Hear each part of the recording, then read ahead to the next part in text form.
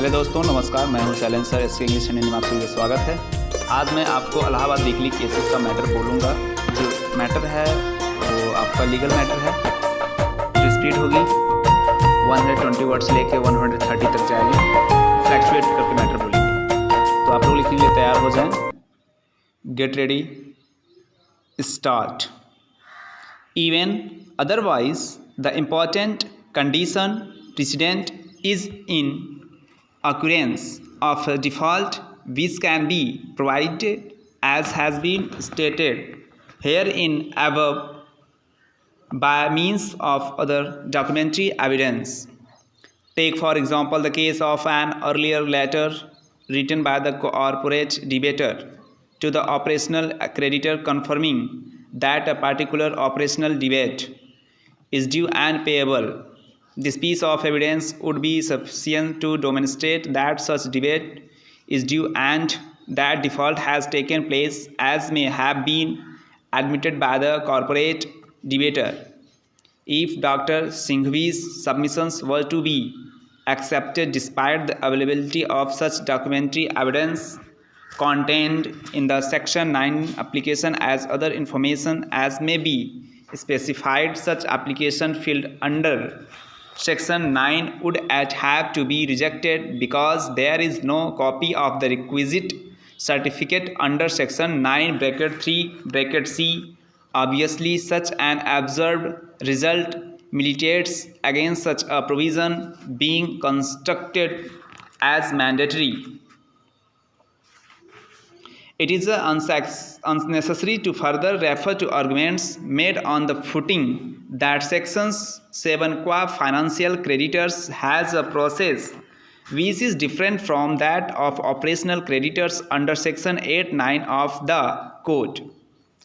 The fact that there is no requirement of a bank certificate under Section 7 of the Code as compared to Section 9 does not take us very much further.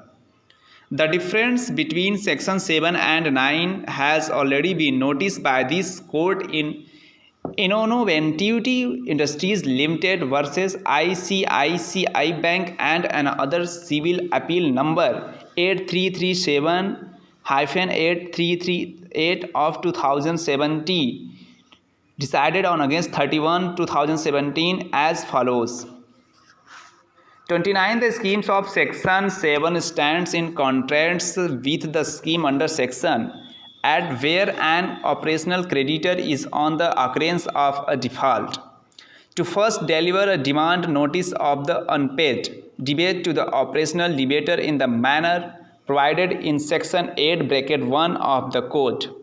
Under Section 8(2), the corporate debater can, within a period of 10 days of receipt of the demanded notice or a copy of the invoice mentioned in subsection (1), bring to the notice of the operational creditor existence of a dispute or the record of the pendency of suit of arbitration proceedings which is pre-existing before such notice or invoice was received by the corporate debater.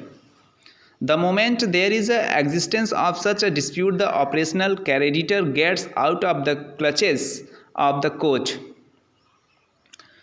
30. On the other hand, as we have seen in the case of a corporate debater who commits as a default of a financial debate, the adjudicating authority as merely to see the records of the information, utility or other evidence produced by the financial creditor to satisfy itself that a default has occurred. It is of no matter that the debate is disputed so long as the debate is due to payable unless interdicted by some law or has not yet become due in the sense that it is payable at some future date. It is only when this is proved to the satisfaction of the adjudicating authority that the adjudicating authority may reject an applicable and not otherwise. The fact that these differences obtained under the Code would have no direct bearing on whether Section 9(3)(c) ought to be construed in the manner indicated by Dr. Singhvi. That's all.